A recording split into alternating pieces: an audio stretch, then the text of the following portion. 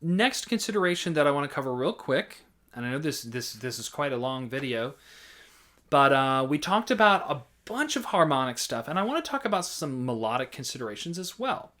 Because you might have the most ingenious harmonic scheme ever, and if the melodies of the tunes just don't connect at that juncture in the right way, then it's going to sound really goofy and really quite bad in some cases. So, for example, a classic example is Kesh Jig. It ends like this. It ends on that high G. And I've noticed that a lot of people, without really thinking, what they'll do is they'll put Kesh Jig at the beginning of a set, and then the second tune will be a tune in D that starts on F sharp in the low octave. So they're trying to do something like this.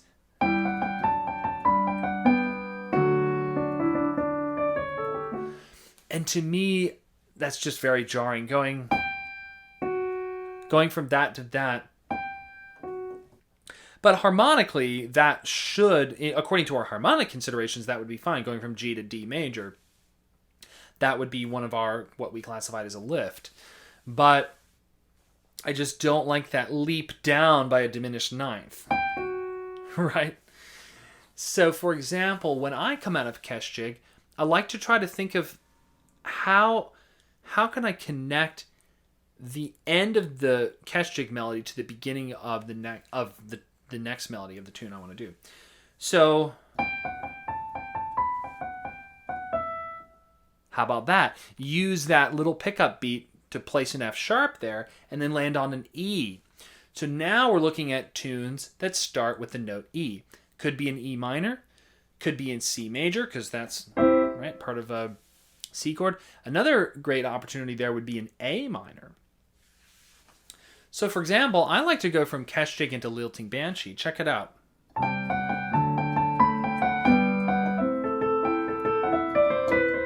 Oh, no, that's not Lilting Banshee. Yeah. Or whatever it is. So, anyway, listen to the way that melody goes. So,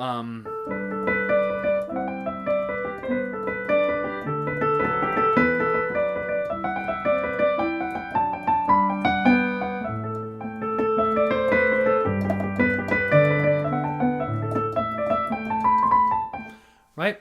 So that had a really nice sound because it had that characteristic opening. That's a characteristic opening phrase anyway, and it worked perfectly coming out of Kesh Jig because Kesh ended on the G, and that opening phrase goes, 7-6-5. That's what that is. So, for example, that's something to keep in mind. If you're ending a major key tune on a sort of a high tonic, like, for example, let's say it's G, and that melody ends on the high G, instead of jumping down an octave and a half step to F sharp or something goofy like that, try gliding gently down into that E,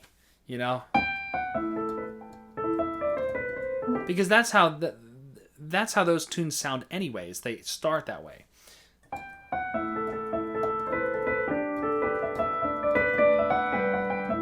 Right?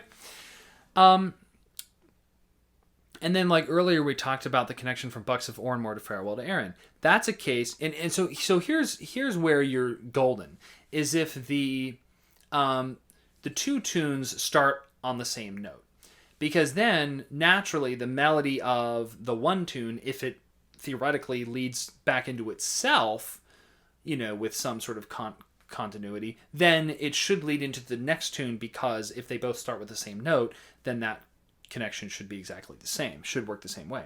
And the coolest is when you get two tunes that start with the same note, but they're not in the same key. So, for example, Bucks of Oranmore is in D major, but starts on an A, and then Farewell to Erin is in A minor, but starts on an A. Now, I know fiddlers play Farewell to Erin low on the low string, so that doesn't really work. But on the tin whistle, I play it in the high octave. So,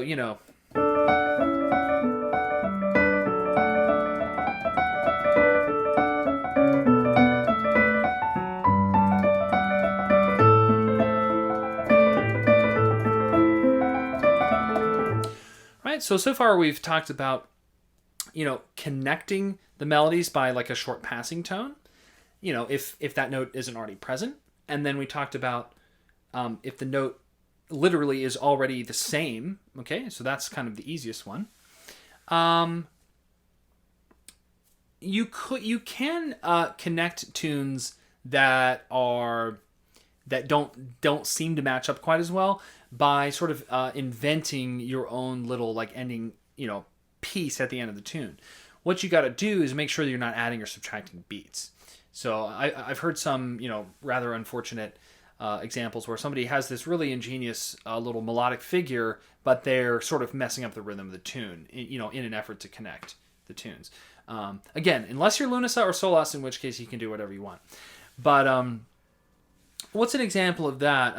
Let's say we were ending Kestig, and we wanted to go into the rolling wave, which is that one that starts on F sharp.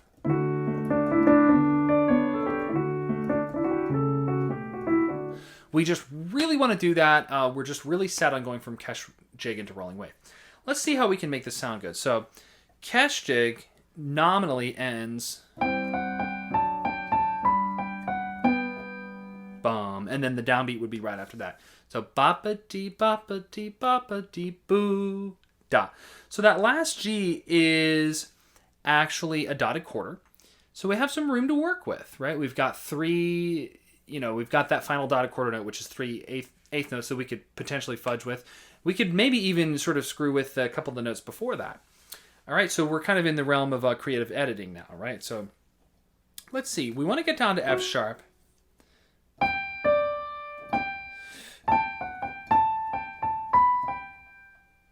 Let's see. No,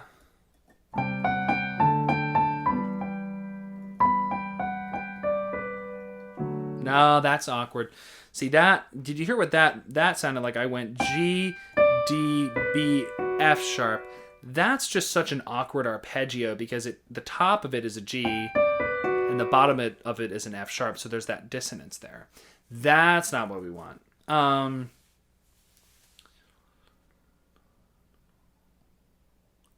know. How about this? Check it out.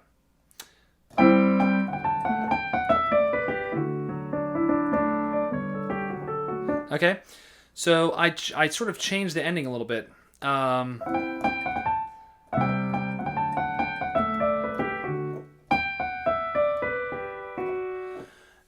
So I didn't want that really harsh arpeggio right on the last beat. So I tried to actually retro, I scooted back a little bit more and changed a little bit more of the tune so that I could get this 2-beat descent. Right? No, that's no good. Ooh, that's nice too, right? So here I'm going G, F sharp, E, D. So that's just coming down a G scale, right? So E-ya-ba-dee-da. Now I know I want to land on F sharp. So I've got six spots to work with because I'm doing da-ba-dee, da-ba-dee. So I'm taking 2 full beats of the jig and I'm sort of editing, right? So 1, 2, 3. That's D. Now I could go B, G to the F sharp, but I think A, G, F sharp sounds even better because that is a very common sort of melodic formula in the key of D, is to go 5, 4, 3. So what do you think about that, right? So if we're trying to actually play that in real time at the end of Kestig, instead of ya-ba-da-da, we need to put our formula that we just wrote right where instead it usually goes ya-ba-da-da. So in that case, so the tune normally goes, so we've got the little turn on G, the little turn on A, and then it would have the B and then the G. But instead of that B, we need to do our formula starting right there. So how about...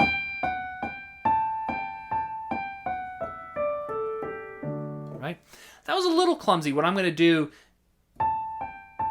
instead of going A, G, A, G, I'm going to go A, G, F sharp, G to give it a little closure right there. So it sounds like this.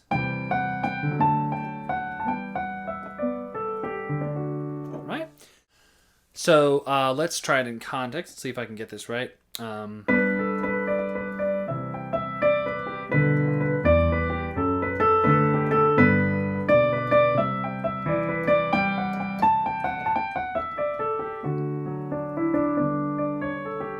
Right? So, so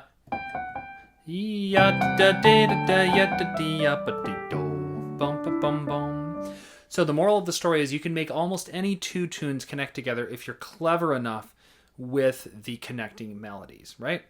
So be really cautious of those awkward leaps or jumps at the connecting points, like we were talking about. Da, da. No. That's not going to have the sound that you want.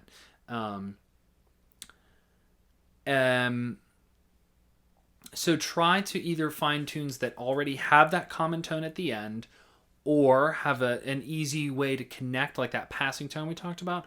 Or if you want to be more adventurous, you can maybe do a little bit of editing, right?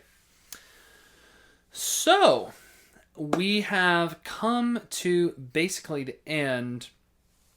Let's try to come up with a formula. One example formula. There are millions of formulas that you could come up with. Maybe not millions, but at least dozens. Billions and billions and billions and billions. But let's try to come up with one that we like, and then we'll try to come up with a set that fits the formula. And then you can reuse the formula to generate new sets. So what I think we should do is think of a 3-tune set that starts kind of like middle of the road excitement, and then maybe has a tiny bit of a dip.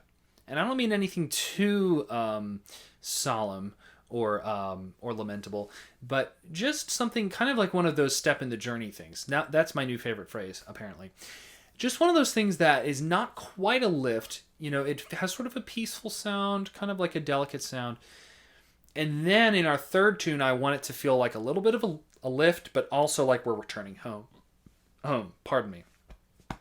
Sorry. So we're thinking, here's our scheme. Start out kind of average, kind of normal, you know, somewhat bright. Then maybe a tiny bit darker, but still with kind of hope, you know, kind of like we're on a journey, but we're not home yet. And then the third tune, we're going to try to make that feel like home and with a sense of lift and brightness. Okay, so that's our scheme. Let's start off with something like something in a minor key. Let's start off with A minor. The reason why I pick A minor is because A minor can go so many different directions. A minor has a common tone with D. It's also commonly paired with G. A minor could also potentially go to A major. I mean, A minor is just very versatile. It's kind of right in the middle, you know. Whereas if you start, say, let me give you an example. If you start in B minor, you're really kind of stuck. Because if you start in B minor, you can't go to A minor. Because that's like a really big letdown. And if you start in B minor, you really can't go to G either. Because that just has a very weird, kind of interesting sound. You can't go to C. You really can't go a lot of places from B minor. From B minor, your options are basically going to D or A. Or sometimes D mixolydian. But anyway, so let's start in A minor. And let's do slip jigs just for fun. Let's do the first tune as Elizabeth Kelly. So,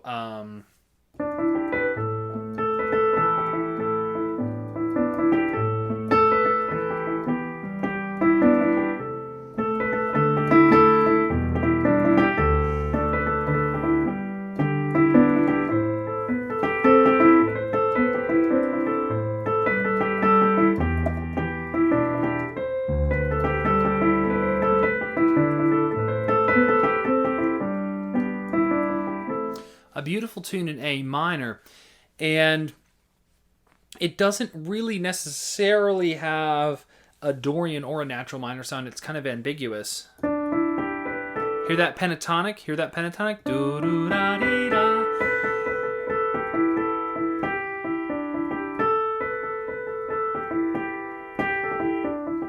But if you listen to that tune, here's the A, da. Now, I want you to listen carefully and try to identify what is the other center of gravity around which this tune revolves. Kind of the other focal point. So A is one focal point. Now listen for the other one.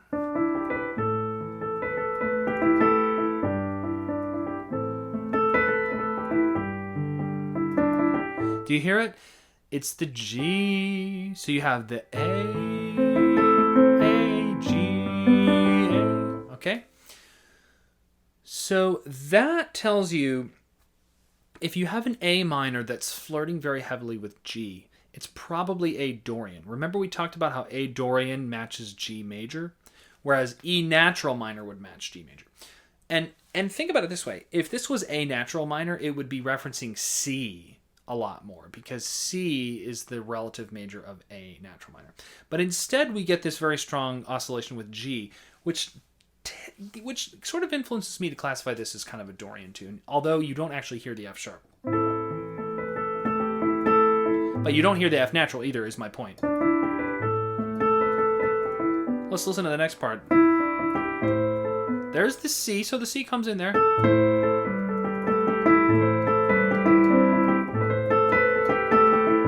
But still a very strong G chord right there. Okay, so we've got our first tune, that's Elizabeth Kelly's, and it has this strong Dorian feel and has this strong sort of flirtation with G major. So, for the middle tune, let's actually go to G major. And that's going to have the effect that we want because we want to have this step in the journey feel. And G major is this literally a step down, so it's going to feel a little bit like kind of a settling. But it's not going to feel quite like home, home, home yet. It's going to feel like a pleasant diversion, if you ask me. And also because the previous tune was hinting at G so much, it's going to have a really nice feel to go to G. That's another thing I didn't really touch on, is just listening for certain hints in the one tune and then maybe fulfilling them in your second or third tune. So, a really nice slip jig in G is the Fair Canavans. I don't know if I'm pronouncing that right, but anyway.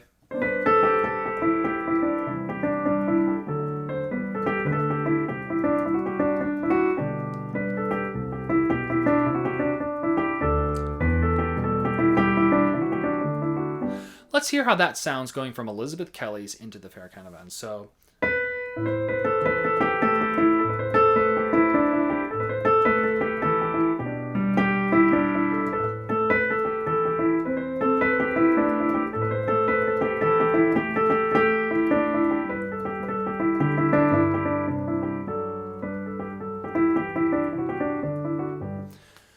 I gotta confess, actually, that does sound pretty good. I mean, that has actually, and this is kind of a cool effect, that almost feels like a temporary home.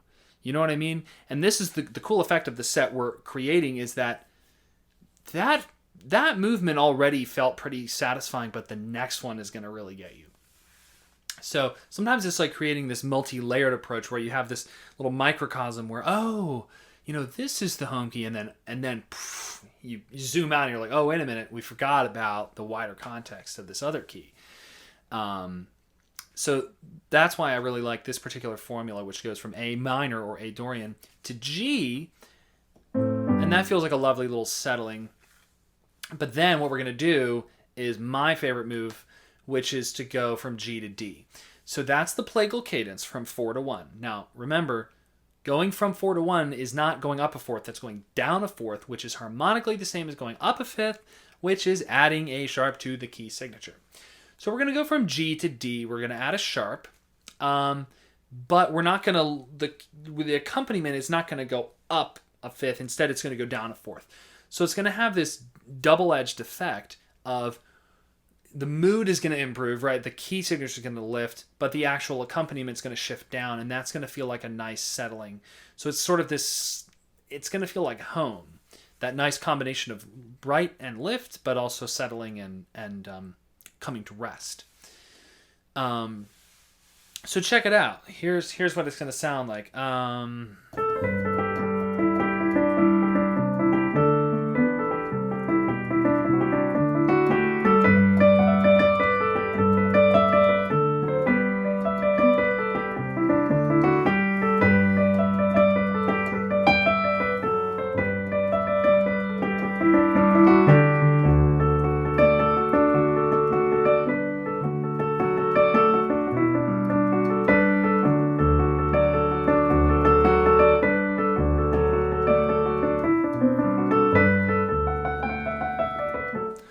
Right, I could play that tune forever. That's a wonderful slip jig, and it's called Ryan's. Some people call it Fisherman's Lilt.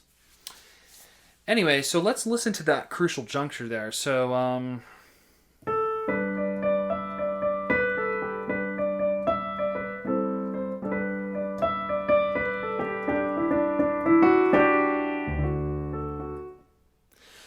the Fair Canavans ends on the note G, but it's not the high G from Kesjig, it's the low G.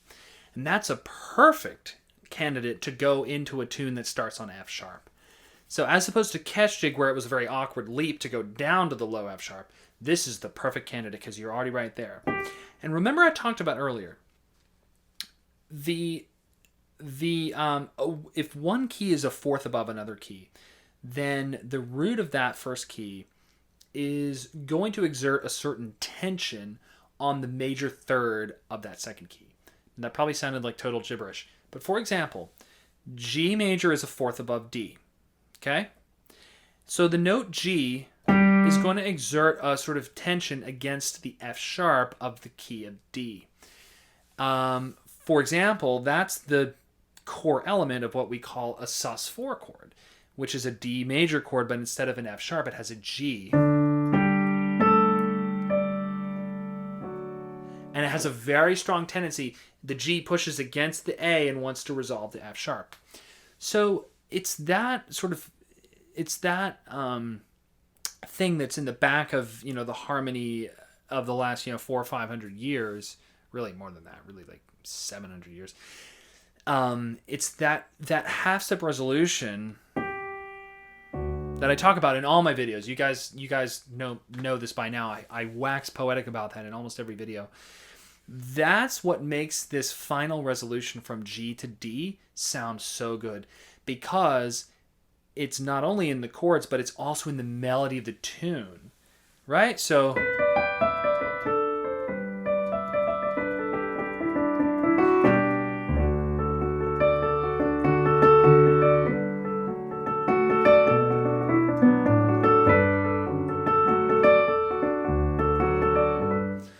right? Because the tonic of G is the fourth of D, and so it can be used not only as the ending note of the G tune, but also as this lovely suspended note that leads into the F sharp of the D tune. So I'll play the whole set. Let's just listen to it. I'll play each tune one time just for time's sake. So we're going to go A minor, or A Dorian, which is Elizabeth Kelly's. Kind of standard, No, not particularly dark or bright, just kind of a nice Irish key. Then we're going to sort of settle a little bit into G, a little bit happier because it's a major key, and that's going to feel like home. But then when the D major hits, it's going to be like whew, yummy, warm feelings. Okay, so here we go.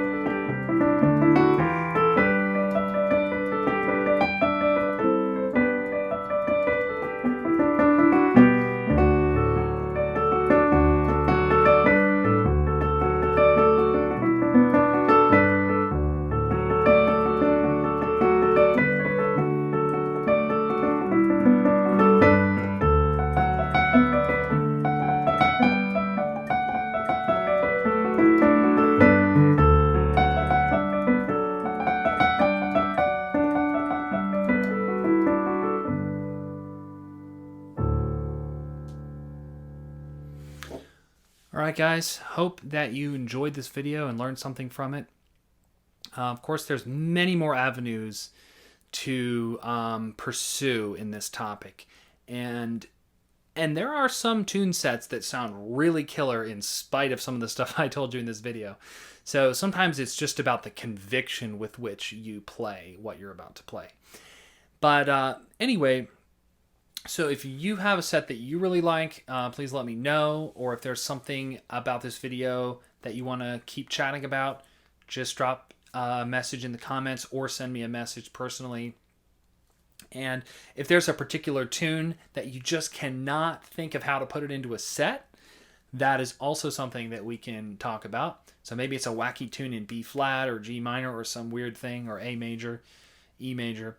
So yeah, just reach out to me with any questions or comments, and I'll see you guys next time.